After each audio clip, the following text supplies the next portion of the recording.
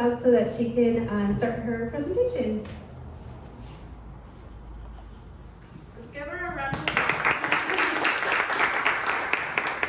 Thank you. I'm basically going to start with a deep breath. Let's do that. Because I know I need it. Okay. And actually, that's kind of how I like to start when someone comes into my shop, so that I can presence myself. And that's something I hope that people can do when they're tasting chocolate while they're in my shop. But the first thing they do, of course, is stare at my big wall of dark chocolate bars and say, how did you get into this? How does anybody do this? What is this about? But there's some familiar things. How many of us know about chocolate? Anybody? Everybody? Yeah? And that is interesting, right? I mean, actually, it seems like the whole world is familiar with chocolate, but then do we know where chocolate grows? Do we know how chocolate is made? It's all the background work of becoming familiar with chocolate that really got me interested. And I'll back up. We'll start from the beginning with chocolate. So my husband, a bright man, I'll say, because he took me for my birthday to the Northwest Chocolate Festival probably, 13, 14 years ago. And that festival was, and maybe still, one of the biggest ones in the world. In Seattle and in Paris are the biggest representatives, but now there's been a lot of other pop-up festivals around the world, Portugal, Brazil, Amsterdam, but then now even in the States. So it's becoming more popular, even though still many of us don't know about bean-to-bar chocolate. And that's what I became familiar with at the Northwest Chocolate Festival, is that people from all over the world, these chocolate makers, so what I mean is that not just chocolatiers, but chocolate makers accruing raw materials from all over the world, making their chocolate. So from the cacao beans, from the sugar cane, making their bars. And actually a lot of the bars in my shop are two ingredients, the cacao and the sugar. So a lot of people come in and say, is there dairy-free, is there gluten-free, is there this, that, and even some of them are sugar-free as far as the sugar cane. But yeah, we have all sorts of bars. So we went to the chocolate festival, and it really blew me away that cacao itself with a little bit of sugar can have so much flavor and different flavors. And it's because, similar to wine, where it grows will take up the flavor of the land. So that's how I present at my shop, is you'll come in and you'll have just a short little flight tasting of cacao from different places. So when I say different places, I actually mean around the equator, because that's where cacao grows. And that was still yet another fascinating thing that I learned when I went to the Northwest Chocolate Festival. And from there, we, meaning my husband and I, would just discover chocolate everywhere we went. I rode his coattails for some time. He had conferences around the world, and so when I would travel with him, I would of course seek out where's the best bakery, where's the best chocolate shop. And then that found me learning a lot more about chocolate and chocolatiers and cacao and the lands it came from. And then that compounded finding more chocolate, right?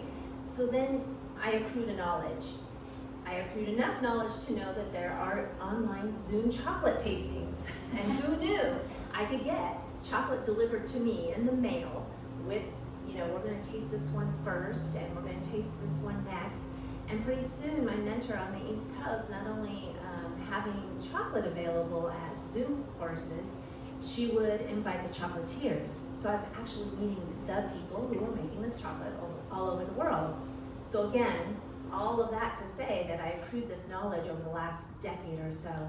And I was sharing it with friends at dinner, or I would carry bars with me to go to a friend's house, and just in case we had time, we could taste some chocolate, or I knew so-and-so liked a spicy chocolate, so I would take a bar to her house. And I found that this knowledge and this sharing was kind of sitting on a shelf. So I was at Norma's. So if you don't know Norma, she's at Bella's Artis, the Mexican women's clothing shop next to McGlynn's. And I was chatting with her one day about this, and she said, come do it here. Because I was like, I want a chocolate wall. And she's like, what do you want? What do you want to do? And I'm like, I've been wanting to do this for some time. I want a chocolate wall. She's like, do it here. And so we did. We opened a cabinet, and I did an opening. And because of the conditions that I needed for the product, it really wasn't working out in her space, which was all good. And actually that was fabulous because it taught me that I needed my own space. So this didn't happen just through me. I mean, Norma introduced me to a space. I closed down, I did pop-ups here and there. People were still interested, but it still didn't feel right just to pop up in someone's restaurant for the day. And because other business owners down the Wenatchee Ave had the best interest for me, one day I get a tap on the shoulder, Dorrinda, Dorrinda. So we're walking down the street, and it's Josh over at American Shoe Shop. He's like, I've got the right space for you. I'm like, okay, I guess I'm gonna do this. He runs into a restaurant and gets a business card of the owner of the building and comes back out and gives it to me. He says, you have to have your shop in this spot. And my husband had already been pointing this out. So I do get a hold of Simon Thorne, and we work it out. And I now have a shop here in town where we taste chocolate, which is so familiar to this valley though, because of the wine industry. So it really folds in, I feel, with what we're already doing here. And I feel that it also folds into what I would like to bring to the space is some presencing, as we just did with our breath at the beginning, because I am a yoga teacher. And then also, because of that background, it's always about bringing this sense of space to the people. And I feel that my shop does that, not only as you come in the door, welcoming you in, but also with collaboration. And that was always the, I think the basis of my business is that because I had already been sharing it, you want to share this knowledge that you've accrued for some time, and I was doing that with friends and family. But now I can do this here in, I call it, business alley here. So I've been collaborating with the wineries to have chocolate and wine pairings, collaborated to have chocolate and cocktail pairings and coffee pairings, and pretty soon we'll have a poetry pairing next year with the bookstore at Fable. So it's just continuing on, and I really, I really appreciate that. That it's a place that I think people can experience and then feel this like belonging to something new. That something is there to help us feel like, okay, there's something new here in this space. And my time is up. Thank you.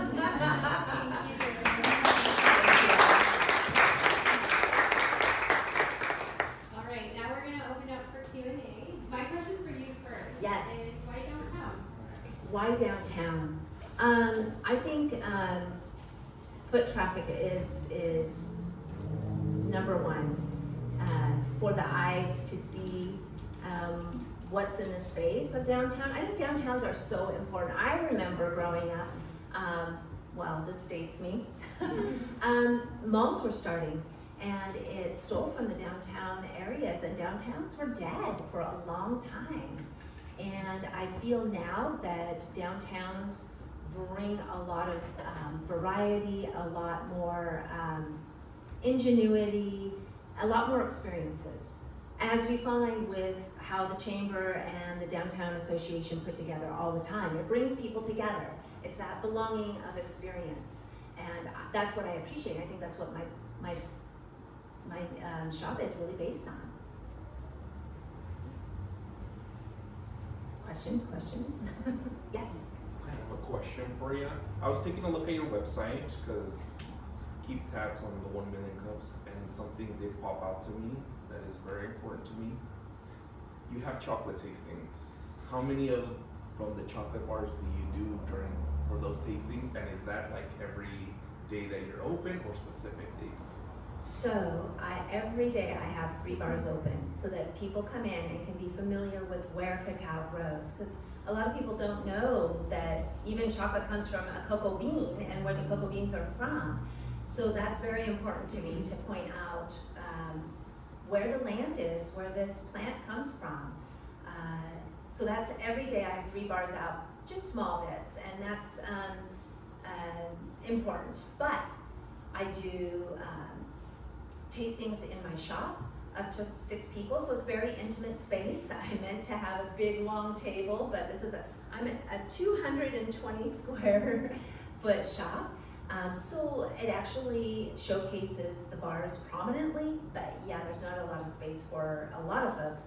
The bookstore has invited me, which I'm so happy, to have bigger tastings at her space, but I'm also doing collaborations privately, like Goodfellow had me in their space to do a tasting for 14 folks in one of their departments.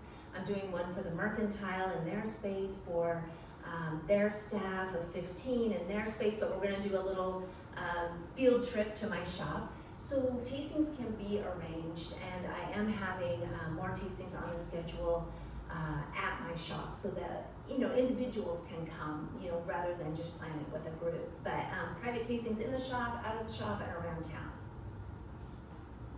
I'm glad you mentioned the website. So that is something, I am website poor. I will say I am chocolate rich. Website needs to be worked on. So that is something that I'm still fleshing out.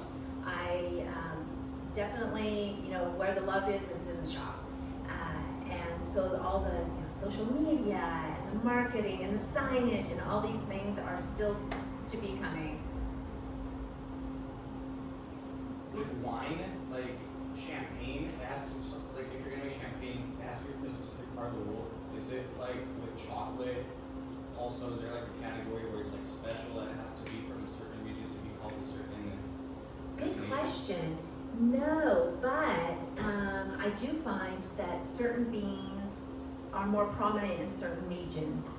So folks are, first of all, this is really interesting. Folks are like, wow, really, like, I guess I just say aha moment. When you cut a fresh cacao bean open, it's purple, and it's kind of like going to the ocean and seeing new things under the water. It's like this, a new world, right? So there's that. The bean is purple. But there's specific beans that are lighter in flavor and more delicate, and actually when you slice them open, they're white. So those are almendra blanca, or called porcelana beans, and those seem to be more prominent in Colombia and in Nicaragua. I think there's one other region. Oh, well, I think Mexico too. So there are some nuances, and actually there are a variety of cacao beans. We don't think about that either. I mean, that is something that the cacao industry or chocolate industry doesn't necessarily highlight. They highlight the lands of flavor, but not necessarily the varietals yet. I think they're working more on this because I think folks are seeing more of a interest in the DNA of cacao. Yeah. So with products coming from other parts of the world, there's rising awareness of the human rights aspect of production, harvesting, and the whole industries. Is this something that you are concerned with, or? Absolutely. So this is another reason actually I have my shop. It is, I want to say somewhat, I mean it is a social justice platform for me as well, because I can cheerlead these chocolate makers that have direct relationships with their farmers, or direct relationships with their fermentation centers.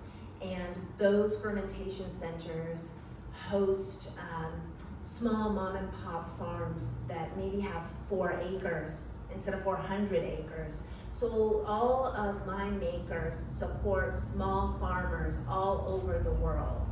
which I feel is just, yeah, that gets me here. And so I do look at that, and I make sure that there's transparency, and all of my bars, all of my folks, and usually the craft bean to bar market is totally transparent, right down to sometimes on the actual package they will say what farm it came from. Thank you, that's a good question. Yes? Maybe you covered this before I came in, but what about tariffs? Is that affecting you? Has it affected you, or are you waiting to see what happens with the particular? Yeah, I mean, my door's still open, and it has to still be open until otherwise, right? Tariffs are gonna be an issue, I won't lie. But not yet. My European importer, she says she gets this question a lot, and she's like, well, of course, this is my job, this is my work, of course I'm gonna be affected. At the basis of that question and the answer is that everyone will be affected, right? Everyone will be, ultimately. The cacao industry, for me, yes, I can get more American-made chocolate bars, but even my American makers have to import their cacao. The cacao is grown only around the equator. This is such a special plant. This is the only place it grows, 20 degrees north, 20 degrees south of the equator. And it already has challenges, right? We're seeing the climate change, floods, fires, and disease really impacted cacao in the last 2 years. So it'll probably be another 3 to 5 years that we see cacao come back to where it was. And then here we have tariffs kind of So killing and squashing the whole thing. But I mean, with you're a specialty shop. Yes. So price, I mean, I'm guessing is not the main consideration. You're not a consumer good. I mean, you are, but price is probably not uppermost in people's minds when they're coming yeah, to so your those are shop. some things to think about, right? I tell people I'm the last affordable luxury. Where, I mean, if you think about wine and expensive dinners out, for 2 coffees nowadays, you can get one of my chocolate bars. And I won't lie, for some people this is expensive. It's a luxury gift, but I have things that range from like my big bars and imported, anywhere from $10 to $16 is one bar. I have a buffet with mini bars on it, and those are anywhere from $1 to $6. And just like I compared, if you can afford a coffee, you can afford a bar. Bars, that's a special treat. And actually some people are changing from coffee to cacao drinks because of actual health benefits. So there's some of that happening as well in those trends. And I do carry drinking chocolate. Yeah. Obviously, I haven't been there yet. But I've been to the Northwest Chocolate Festival, and yeah. it is really That awesome. is a treat. So here's and a question to you folks. I have the opportunity to invite 2 of our European chocolate makers to Wenatchee. They're willing and wanting to support my business and to bring more knowledge to the space and do an activity or an event here in October. Unfortunately, the Wenatchee Cultural Museum has that date booked, October 2nd, on a Thursday night. So if you have any thoughts about how we can bring people from Europe to Little Wenatchee and talk about chocolate, that would be really fabulous and fascinating too. Any other questions? Yes. Okay. We should talk about that. I'll help you. Got some ideas for you that we can work off of. Secondly, love your shop.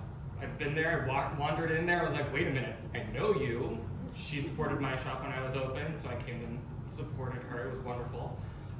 Third, what are some of your struggles? You mentioned website, social media, but what else are you struggling with your brick and mortar store? Well, brick and mortar store, the struggle is the brick and the mortar.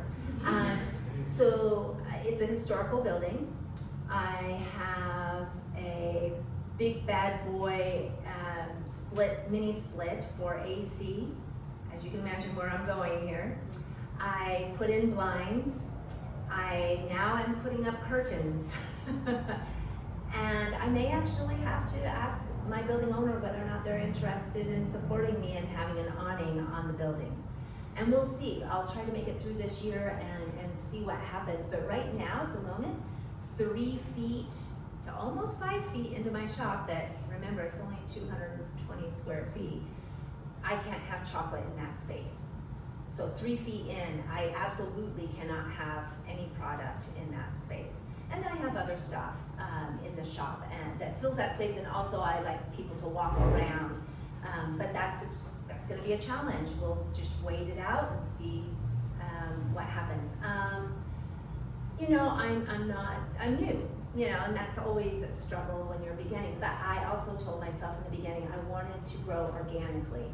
So word of mouth, social media, through events, collaborations, because I know for my nervous system, I don't want to overextend myself, because I don't want to be a small shop burnout case where, you know, 2 years from now I'm hating it, because right now I'm really loving it. And here's a highlight of this challenge, I guess, of getting the word out, is that I have maybe 3 or 4 people in the shop. I get to do this. I get to do the one-on-one and do a little bit of education and spend time with them. And, you know, maybe they have someone they're purchasing for, so then I can bring out my chocolate library and give them a couple extra tastes and say, what do you think about this bar for this person?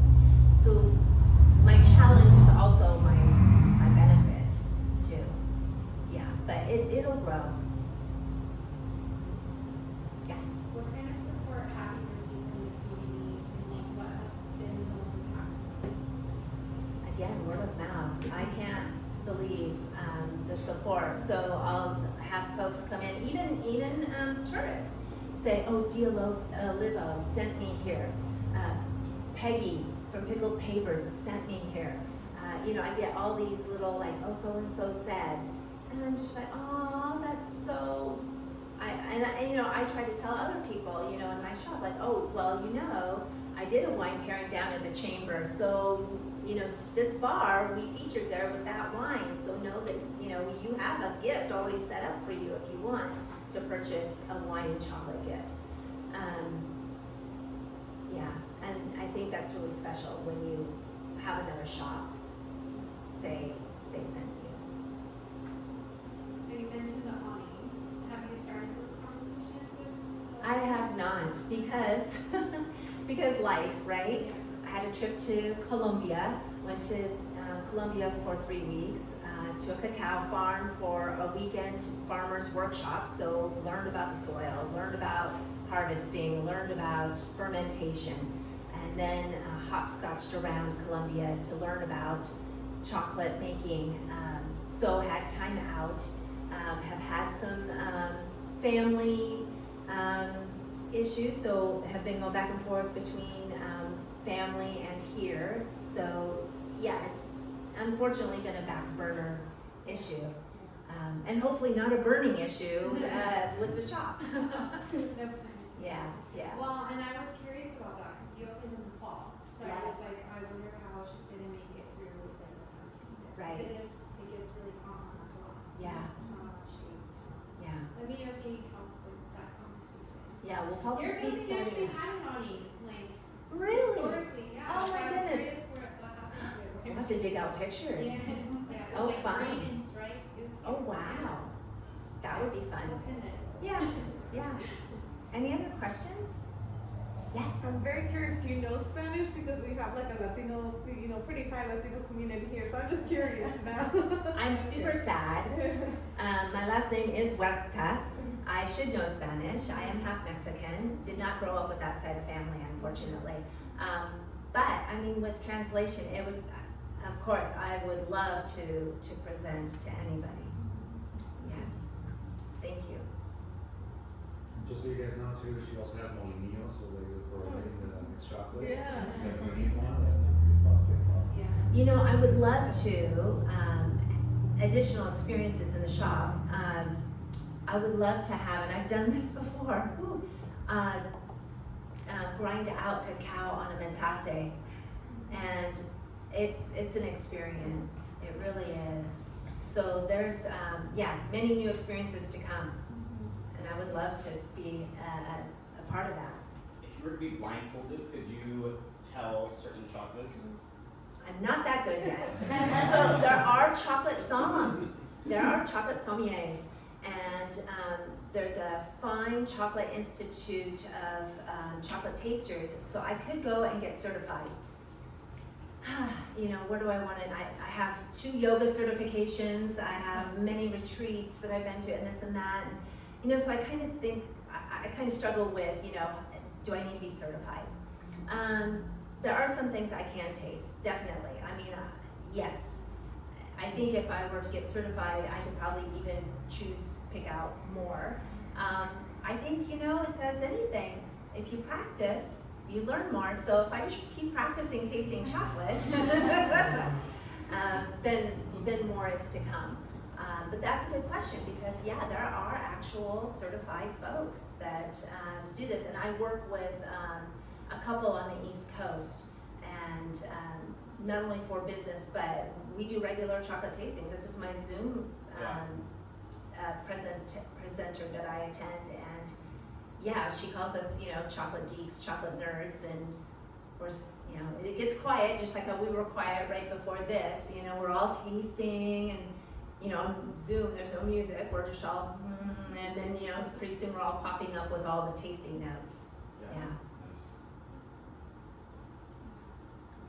Do you have any advice for like a business or someone who's looking to open a business like yours that's very specific and passion driven?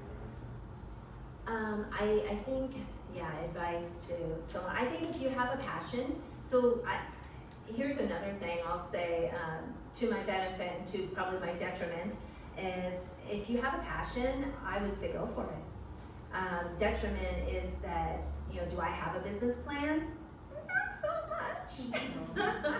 Do I foresee what will happen in the next 5 to 7 years? I'm thinking about, you know, next week and next month. But I think if you have a passion, go for it. Because what comes next later? Regret. And there's no failure. You have to try. And sometimes people try businesses and it's not the right market or it's not the right timing. Timing is huge, right? And then I think help comes. You know, when you start to express that you have a passion, it's amazing how many people come out and say, oh, yeah, that's interesting. Oh, I want to help. Or, yeah, I know someone that can guide you. So I think always start with your passion. Anybody else? Yeah. Yeah. What are some of the most unique flavors of chocolate that you've tasted, like notes of different things? Oh, unique. Well, right now, this isn't necessarily a flavor note, it's an inclusion. So in the chocolate industry, they call a flavor an inclusion. And right now, I'm not a milk chocolate person necessarily, but I have some bars that you'll fall in love with in my shop. Right now, I have a 56% cacao milk chocolate bar with wild pepper, and it's harvested from Madagascar, and it is like amazing. It sounds so simple, and yet not simple, but it is amazing. And as far as flavors, I love them all. There's the high fruit acidic notes. I love smoky notes and earthy, mushroomy, you know, all the flavors of cacao notes. And some of those come from specific lands. So when I know when someone has an affinity for high, bright, acidic notes, then I can tell them, oh, you will like Vietnam, Tanzania. So it's fun to go through that with folks to find out what they like. Sometimes, as you can imagine, a lot of people going into a winery and they'll say, oh, what's the winemaker's favorite? And so people come in and say, what's your favorite? And I'm like, do you have a favorite child? And you know, it depends on the day and who you're going to share the bar with, or if you're taking it to an event, or if you're just having it that night for something like, you know, just to munch on. So, yeah, there are some unique flavors that I do have in the shop, inclusion and not. Yeah, just with the cacao, and I love that. That is fun to discover when you can get notes from the actual just cacao. Yeah, the single origin. Okay. I know we've talked about this. Yes. Have you come closer to a subscription, like bar of the month pickup at the shop kind of Thank idea? you. Yes and no. So, it was brought up like 3 times last week, and so you know the universe is telling you, get on with this. Okay, this is on the low, it can only stay here, I don't know when it's gonna happen. Actually, Morgan from Fable Books reached out to me, and we're looking at possibly putting a subscription of books, flowers, chocolate together. That I think would be really fascinating, because what we'll do is we will we'll pair all those, and yeah, it'll be a pairing, so that'll be interesting. And yes, by fall I will have a subscription. Yeah, that is something that that will be interesting. It'll probably be a pickup. Yeah, not a mail. It's just like a wine pickup from a winery. Exactly. And come taste and pick up your bar. Yeah. Yeah, I'm really into the in-person thing, so that could be either pro or con. Folks have asked, are you going to sell online? That's beyond me. That's employees, and that's not something where I want to be right at the moment. What can we as a community do to support your business? Well, of course, I think what all the businesses say is, come check it out, get the word out. I think as I'm just now becoming a business community member, and so I think it's important for actually me to show up to more events, and I think that's doing what you already do to gather people is important, and so it gives us space to be and connect.